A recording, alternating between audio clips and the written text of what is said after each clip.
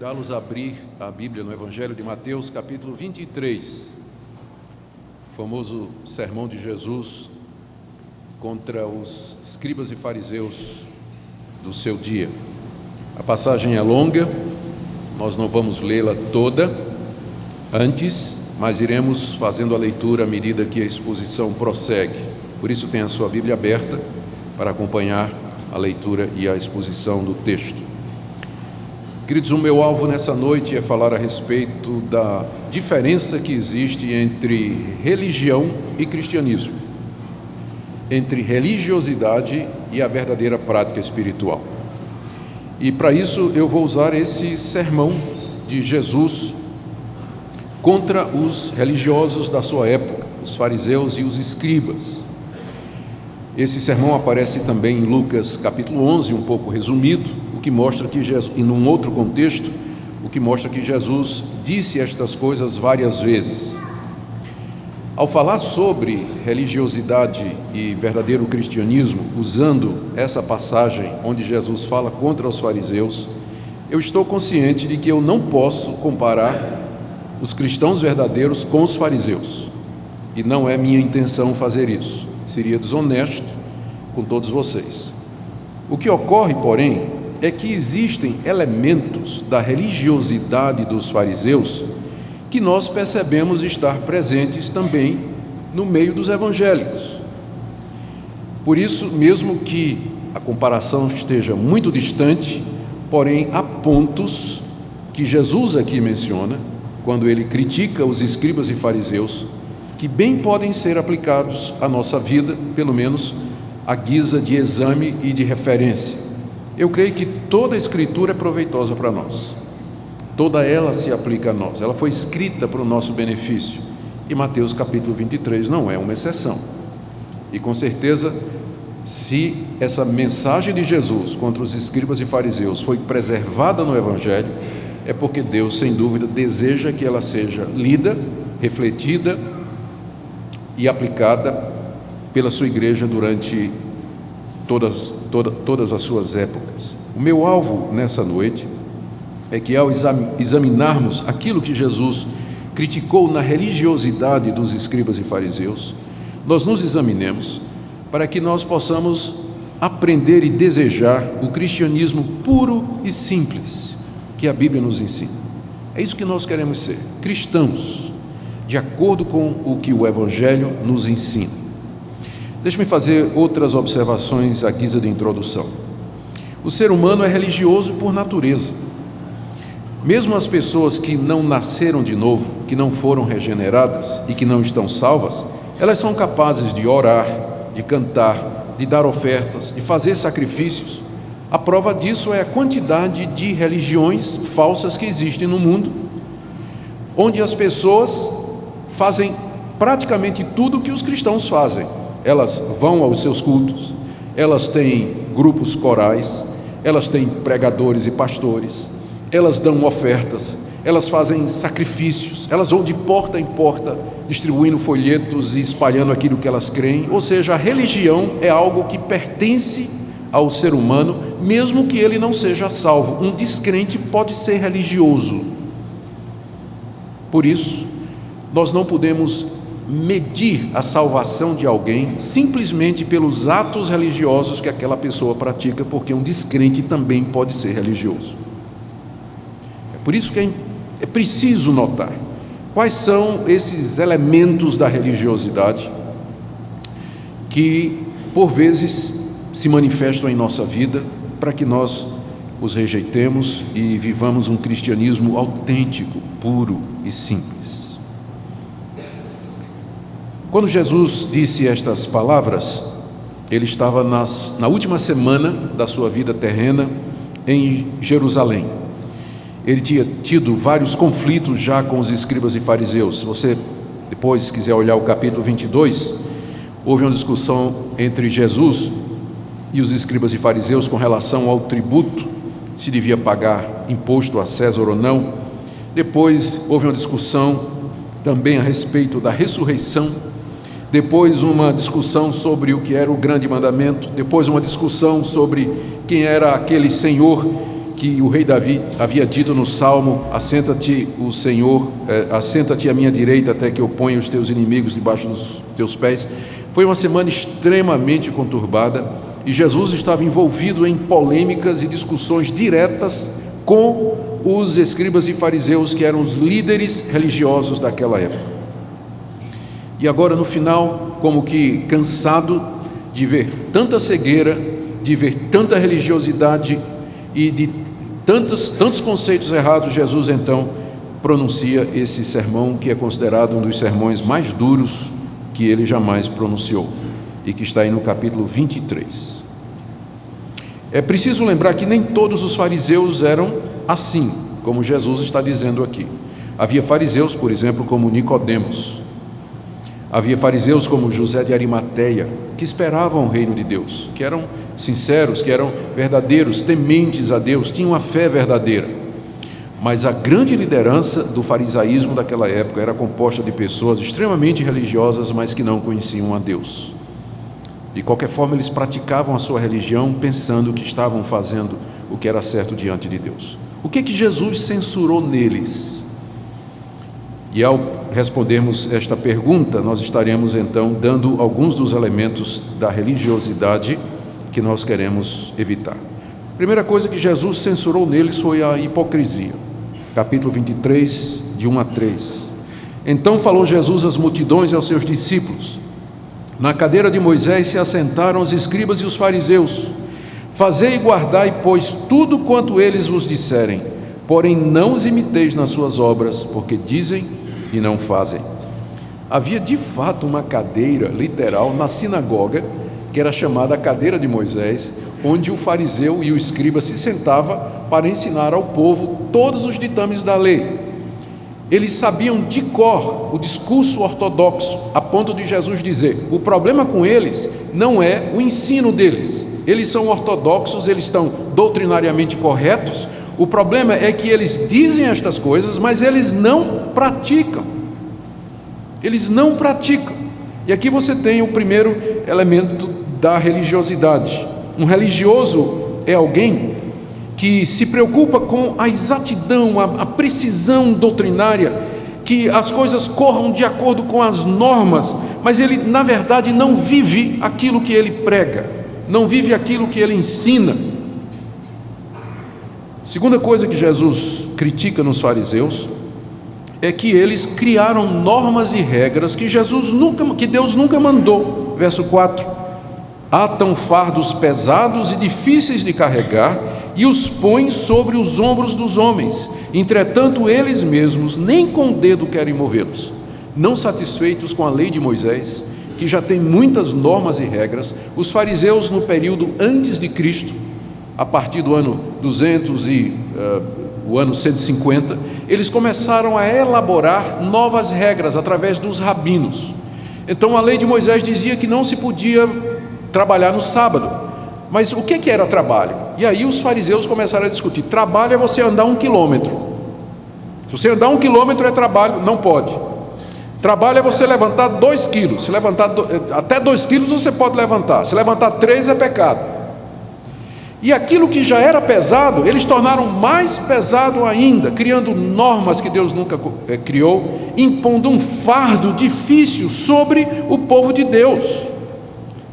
E eles não queriam mover esse fardo nem com o dedo. Esse é o segundo aspecto da religiosidade. Ela cria normas, ela cria regras que Deus nunca mandou. Um exemplo óbvio que me vem à mente aqui, por exemplo, aquelas regras do tipo assim: não pode ir ao cinema, não pode cortar cabelo, não pode usar calça comprida, não pode usar barba. Há um legalismo no meio evangélico, em que as pessoas criam normas que Deus nunca mandou e usam estas normas e põem sobre as pessoas que vivem carregadas debaixo de normas, regras e preceitos humanos que Deus nunca mandou. A religiosidade faz isso em nome de Deus. Terceira coisa que Jesus criticou nos fariseus é que eles buscavam a aprovação dos homens. Verso 5: praticam, porém, todas as suas obras com o fim de serem vistos dos homens. pois alargam os seus filactérios e alongam as suas franjas. Filactérios eram caixinhas de couro com versículos da Bíblia que o judeu amarrava na mão e na testa, porque lá em Deuteronômio capítulo 6, verso 8, Moisés tinha dito: você vai pegar as palavras de Deus e vai guardá-las no coração, atas à tua mão, à tua cabeça.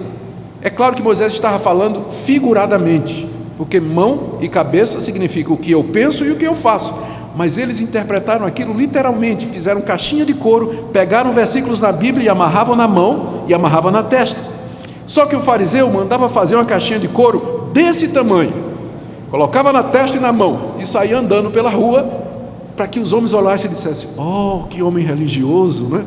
Puxa, como ele é piedoso, que coisa, esse homem deve ser um santo, olha o tamanho do filactério dele. As franjas eram as borlas das vestes, que funcionavam como o rosário católico hoje, aquelas contas que a pessoa fica usando para contar as orações e os Pai Nosso que ela faz. Então os judeus tinham franjas que penduravam da sua roupa, que eles usavam também para contar as orações, só que o fariseu mandava encher de franja.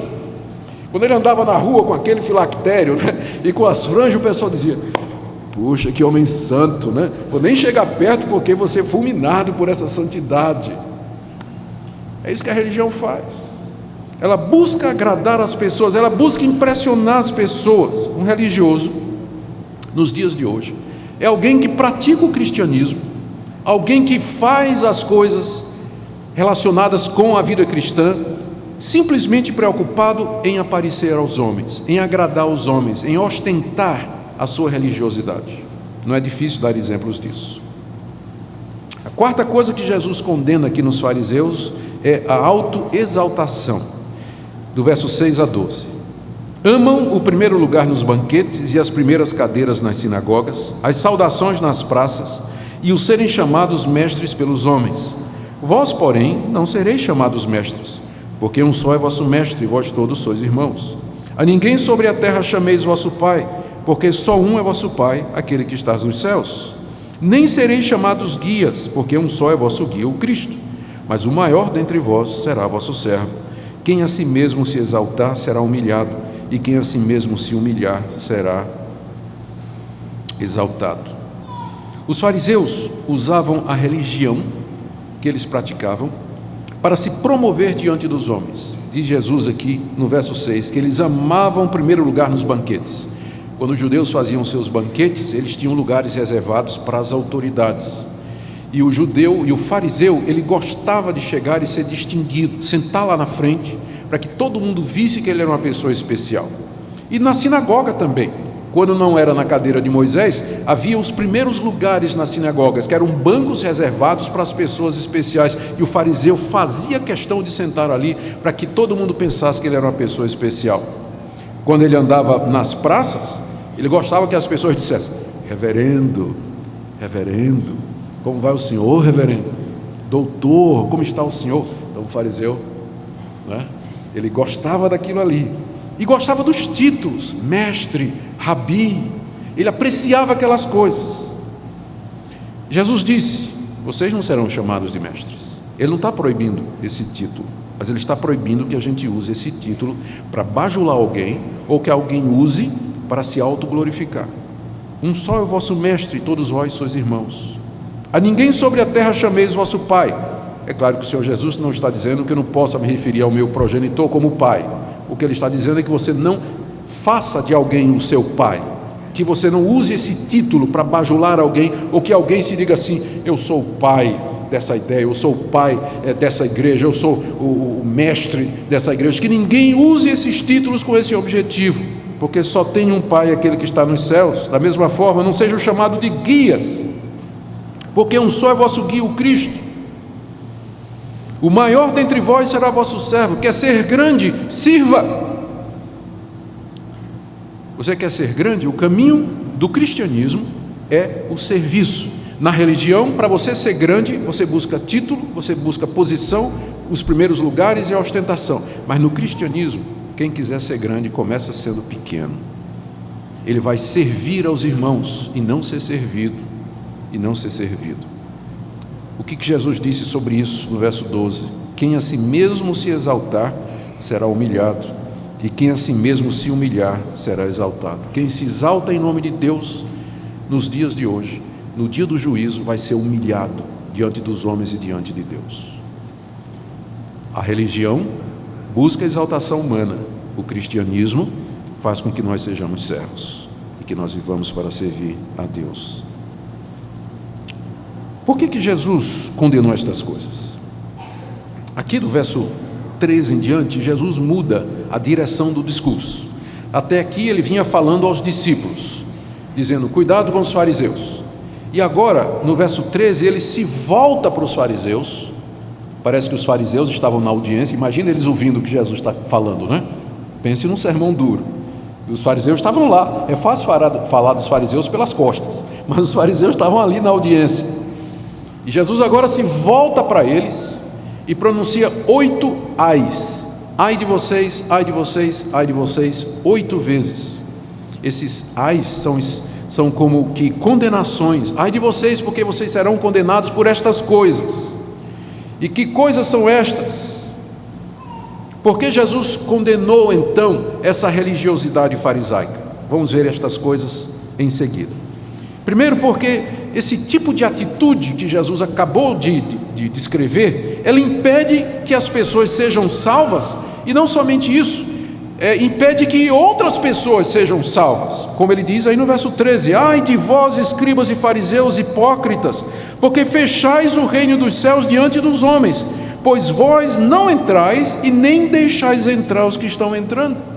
Os escribas e fariseus deveriam estar abrindo o reino de Deus para as pessoas, porque eles conheciam a lei, eles conheciam a palavra de Deus, eles conheciam o que Deus havia ensinado através dos profetas, através de Moisés, através de Davi. Eles eram os conhecedores daquilo que Deus havia dito no Antigo Testamento, mas por causa da sua religiosidade, eles não entraram no reino de Deus, eles não entenderam, não entraram no reino de Deus, e pelo seu ensino e pelo seu exemplo, eles não deixavam as outras pessoas entrar. Quando nós fazemos esta aplicação para nós hoje, nós percebemos como a religiosidade, ela tem consequências terríveis. Pessoas que são religiosas, mas que não são salvas, elas acabam dando um péssimo exemplo. Elas não entram no reino de Deus e acabam sendo um tropeço para aqueles que querem entrar. Segunda coisa, a razão pela qual Jesus condenou a religiosidade dos fariseus é que por vezes a religiosidade é somente uma capa para esconder pecados. Verso 14, ai de vós, escribas e fariseus hipócritas, porque devorais as casas das viúvas e para justificar fazeis longas orações, por isso sofrereis juízo muito mais severo. O fariseu chegava na casa da pobre, da viúva, que estava sofrendo, dizia, minha irmã, eu vou orar pela senhora, mas o senhor sabe, eu oro, minha oração é paga por tempo. Se eu orar 1 minuto é 1 dracma, se eu orar 2 minutos é 2 dracmas. A senhora sabe como é, né? Eu tenho que ganhar a vida. Então, liga aí não o parquímetro, o oraçãozímetro, né? Liga aí, o taxímetro. E começava a orar e fazia longas orações, porque na verdade ele queria se valer da inocência ou da ingenuidade da coitada da viúva, usando a religião como meio de esconder e camuflar a sua ganância, o amor ao dinheiro. Gente, da mesma forma, a religiosidade às vezes é uma capa para pecados mais sérios. Eu já acompanhei casos e conheço casos de gente que estava na igreja, super zeloso, frequentava todas as reuniões de oração, não perdia um culto, ela tinha várias atividades, exercia ministérios, era oficial da igreja, e de repente se descobre que tudo aquilo era uma capa, que na verdade aquele homem era desonesto, aquele homem era ladrão, casos de imoralidade, de bater na mulher. Mas na igreja ninguém suspeitava. Às vezes a religiosidade é uma capa apenas para esconder pecados graves e terríveis. Por isso Jesus condena a religiosidade, porque o religioso ele fica se justificando, ele se justifica através dessas práticas. Terceiro ai, verso 15, Jesus condena essa religiosidade porque ela leva as pessoas ao inferno. Veja o verso 15: ai de vós, escribas e fariseus hipócritas, porque rodeais o mar e a terra para fazer um prosélito, e uma vez feito, tornais filho do inferno 2 vezes mais do que vós. Os fariseus eram extremamente ativistas, eles eram evangelistas, eles saíam de porta em porta, eles saíam evangelizando, e eles queriam que quem não era judeu se tornasse judeu, especialmente é isso que chamava de prosélito. O prosélito era um gentil, um não judeu, que tinha sido convertido ao judaísmo e tinha se circuncidado e passava agora a ser considerado como judeu. Os fariseus faziam qualquer esforço. Jesus diz aqui que eles rodeiam o mar e a terra, iam para qualquer lugar para conseguir adeptos, mas no final esses coitados eram 2 vezes filhos do inferno. Por isso que Jesus condenou os fariseus, porque a religiosidade leva as pessoas ao inferno. As pessoas que praticam aquilo que Deus não mandou, ou praticam aquilo que Deus mandou pelos motivos errados, elas podem parecer religiosas, elas podem enganar o seu coração com atos religiosos, e na verdade nunca nasceram de novo, nunca foram regeneradas, não conhecem a graça de Deus, nunca tiveram um encontro verdadeiro com Deus. Por isso que a religiosidade é tão perigosa e perniciosa e conduz para o inferno, porque a pessoa pensa que porque ela é religiosa, porque ela vai à igreja, porque ela dá dízimo, porque ela está no ministério, porque ela é pastor, porque é pregador, ela pensa que aquilo é uma evidência de que ela está salva. Pode não ser. Por isso Jesus adverte: ai de vocês, escribas e fariseus, porque vocês conduzem outras pessoas à condenação.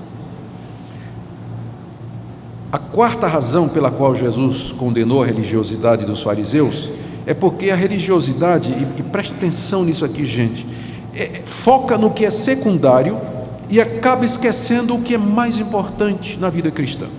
Tem 2 ais aqui que tratam disso, eu vou ler os 2 em sequência. É do verso 16 ao 23. Ai de vós, guias cegos, que dizeis: quem jurar pelo santuário, isso é nada, mas se alguém jurar pelo ouro do santuário, fica obrigado pelo que jurou. Insensatos e cegos, qual é o maior, o ouro ou o santuário que santifica o ouro? E dizeis: quem jurar pelo altar, isso é nada, quem porém jurar pela oferta que está sobre o altar, fica obrigado pelo que jurou. Cegos, pois qual é o maior, a oferta ou o altar que santifica a oferta? Portanto, quem jurar pelo altar, jura por ele e por tudo que sobre ele está. Quem jurar pelo santuário, jura por ele e por aquele que nele habita. Quem jurar pelo céu, jura pelo trono de Deus e por aquele que no trono está sentado. Ai de vós, escribas e fariseus hipócritas, porque dais o dízimo da hortelã, do endro e do cominho, e tendes negligenciado os preceitos mais importantes da lei, a justiça, a misericórdia e a fé. Devíeis, porém, fazer estas coisas sem omitir aquelas: guias cegos, que coais o mosquito e engolis o camelo. O que é que esses 2 ais têm em comum? É que em ambos os casos, o que Jesus está condenando aqui é que os fariseus, eles focavam nas coisas secundárias e miúdas e esqueciam o quadro maior, o que era mais importante. E é isso que o religioso faz. Ele está preocupado com as coisinhas pequenas, está preocupado com os detalhes, com arranjos aqui e acolá, e ele se esquece das grandes coisas, das grandes virtudes, dos pontos centrais do cristianismo. No caso dos fariseus, primeiro, a questão do juramento. Era comum jurar entre os judeus. Na verdade, a Bíblia não proíbe o juramento, ela proíbe o juramento falso. Em algumas ocasiões, como diz a nossa confissão de fé, o juramento é lícito. Mas os fariseus faziam disso uma coisa banal. Veja como é que se manifesta a religiosidade. Eles diziam assim: quem jurar pelo templo de Jerusalém, pelo santuário, isso não é nada, mas se você fizer um juramento pelo ouro que você traz, você fica devendo. Por que o judeu queria pegar a consciência de quem jurava pelo ouro? Porque eles ficavam com ouro. Aí dizia: se você jura pelo altar, não é nada, mas se você jurar pela oferta que você traz sobre o altar, você fica devedor. Por que eles faziam isso? Eles não estavam preocupados com a oferta da pessoa, no sentido de que a pessoa fosse aceita por Deus e perdoada por Deus. Ele estava de olho na oferta. E aí eles inventaram isso aí. E Jesus os repreende dizendo: cegos, quem é maior? O que é que santifica o ouro? É o templo. O que é que santifica a oferta? É o altar. Você jura pelo céu, você está jurando por Deus. Tudo leva a Deus. Será que vocês não percebem? Jesus disse para ele: vocês estão cegos, vocês estão torcendo a palavra de Deus e focando nas coisas secundárias por causa do interesse mesquinho de vocês. Mesma coisa no verso 23: vocês dão o dízimo da hortelã, do endro e do cominho. Os fariseus tinham roça no quintal de casa, né? E eles davam 10% da alface, da tomate, do legume, do endro, do cominho. Era meticuloso, ele media direitinho, 10%, tinha que trazer para a igreja, 10%. Essa questão do líquido, do bruto, não interessa, era sempre pelo bruto, né? Vou dar tudo, era meticuloso para dar aquilo. Mas ele, na hora, ele esquecia as coisas mais importantes da lei: a justiça, a misericórdia e a fé. Alguém pode estar tão preocupado com as coisas da igreja, da organização, do templo, do andamento dos serviços e aquela atividade toda, fazendo detalhezinho aqui, que a pessoa acaba se esquecendo que cristianismo não é isso. É muito mais do que isso. Religião é quando você torna estes equipamentos, estes recursos, este lugar e as atividades em um fim em si mesmo. Mas estas coisas existem para nos levar a Deus, ao seu Filho Jesus Cristo. Estas coisas existem para nos levar a viver vidas santas, retas e justas, ou como disse Jesus, na busca da justiça, da misericórdia e da fé. Às vezes as pessoas se dedicam a acessórios da igreja, como se fosse a própria religião em si verdadeira, e perdem de vista a coisa mais importante. Como Jesus diz: coa o mosquito e engole o camelo. O mosquito era um inseto considerado impuro. Aí o judeu, para não correr o risco de engolir um mosquito, tudo que ele ia beber, ele botava um coador por cima. Então ele bebia com um coador para não correr o risco de um mosquitinho entrar ali. Ele era muito cuidadoso nisso. Mas ao mesmo tempo ele engolia um camelo, que era também um animal imundo, era o maior animal que o judeu conhecia. Então é óbvio que Jesus está dizendo aqui, ele está condenando aquela atitude do religioso, que ele é meticuloso com coisas secundárias, e ele esquece de ser santo, ele esquece de orar, ele esquece de amar, ele esquece de exercer misericórdia, ele esquece de exercer e praticar a justiça. Quinta razão pela qual Jesus condena aquela religiosidade é porque ela leva as pessoas a se preocupar com o que é externo e esquecer o que é interno. Mais uma vez, 2 ais sobre isso, do verso 25 a 28. O que é que nós lemos? Ai de vós, escribas e fariseus hipócritas, porque limpais o exterior do copo e do prato, mas estes por dentro estão cheios de rapina e intemperança. Fariseu cego, limpa primeiro o interior do copo, para que também o seu exterior fique limpo. Ai de vós, escribas e fariseus hipócritas, porque sois semelhantes aos sepulcros caiados, que por fora se mostram belos, mas interiormente estão cheios de ossos e de toda imundície. Assim também vós exteriormente pareceis justos aos homens, mas por dentro estáis cheios de hipocrisia e de iniquidade. Jesus usa 2 figuras para ilustrar esse ponto aqui da religiosidade. Primeiro, a lei cerimonial que mandava que o judeu fizesse determinadas lavagens. O que acontecia era o seguinte: o judeu, quando ia ao mercado comprar alimentos, poderia ser que lá houvessem gentios, não judeus, que estivessem manipulando aqueles alimentos, ou que os alimentos tivessem sido manipulados por alguém que não era de fato um judeu conservador. Para evitar se contaminar, ele levava tudo aquilo para casa e lavava copo, pratos, alimentos, tudo era lavado, mas não era por uma questão de higiene, era por uma questão de religião. Uma questão de religião. Jesus condena o fato de que eles se preocupavam com o exterior e por dentro eles estavam cheios de rapina e de iniquidade e de pecado e de corrupção. A religião se preocupa com o exterior da pessoa, com normas, com regras, e esquece a necessidade de intimamente você ser uma pessoa convertida, de quebrantamento do coração, de fé verdadeira, de um amor que parte do coração. Não é só não adulterar, mas também não pensar em adultério, não é só matar, mas também não querer que o seu irmão morra. Jesus explicou isso lá no Sermão do Monte. Vocês ouviram que foi dito, não adultere, mas eu digo, quem olhar para uma mulher com intenção impura, no coração já adulterou com ela. A religião se preocupa com o aspecto interno, mas o cristianismo diz, o Deus que fez o exterior é o Deus que vê o interior também.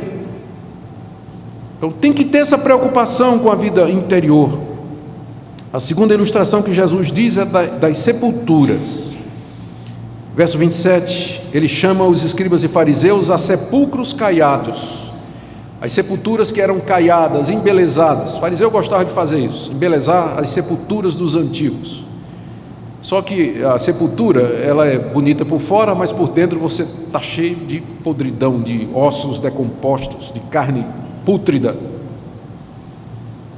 E assim Jesus diz, vocês são sepulcros caiados, vocês estão preocupados em adornar o exterior para parecer justo aos homens, mas por dentro vocês estão completamente corrompidos. A última razão pela qual Jesus aqui condena a religiosidade dos fariseus é porque ela impede que os religiosos ouçam a palavra de Deus. Do verso 29 a 32, ai de vós, escribas e fariseus hipócritas, porque edificais os sepulcros dos profetas e adornais os túmulos dos justos. E dizeis, se tivéssemos vivido nos dias de nossos pais, não teríamos sido seus cúmplices no sangue dos profetas. Assim contra vós mesmos testificais que sois filhos dos que mataram os profetas. Enchei vós, pois, a medida de vossos pais. O que Jesus está dizendo aqui?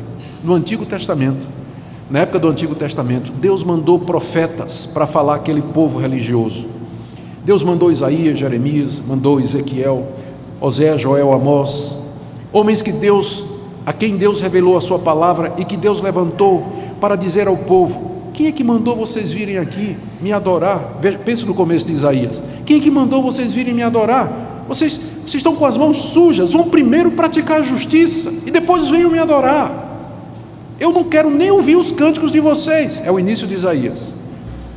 Eu quero que vocês pratiquem a justiça, que vocês façam o que é correto, depois venham e vamos arrazoar, ainda que seus pecados sejam vermelhos como a escarlata, se tornarão brancos como a lã. Todo mundo conhece essa passagem.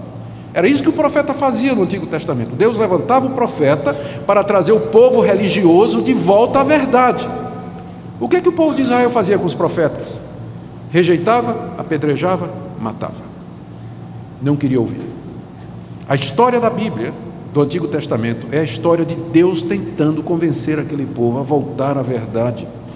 E o povo rejeitando, matando, prendendo, apedrejando os enviados de Deus.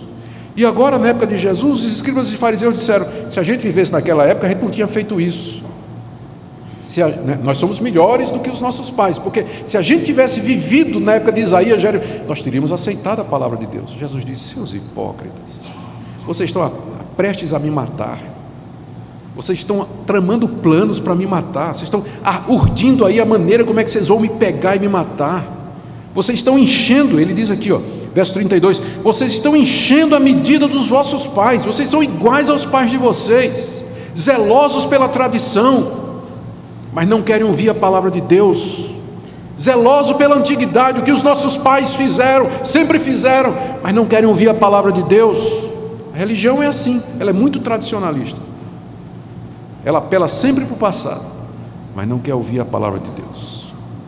E Jesus então termina condenando, do verso 33 ao verso 36, ele diz, vocês não vão escapar do inferno. 33, serpentes, raça de víboras, como escapareis da condenação do inferno? Verso 34 a 35, Jesus diz que eles vão continuar fazendo o que sempre fizeram. Eu vou enviar a vocês profetas, sábios e escribas, a uns matareis e crucificareis, como os pais fizeram no passado, a outros açoitareis nas vossas sinagogas e perseguireis de cidade em cidade. Foi isso exatamente o que fizeram com Jesus e com seus discípulos. Para que sobre vós recaia todo o sangue justo derramado sobre a terra, desde o sangue do justo Abel até o sangue de Zacarias, filho de Baraquias, a quem mataste entre o santuário e o altar. Jesus está dizendo, isso vai acontecer para que a medida do pecado de vocês se encha e Deus derrame o juízo dele contra vocês. Verso 36, é verdade vos digo, que todas estas coisas hão de vir sobre a presente geração. E não deu outra coisa. 30 anos depois que Jesus disse estas palavras, 35 anos, os romanos cercaram Jerusalém.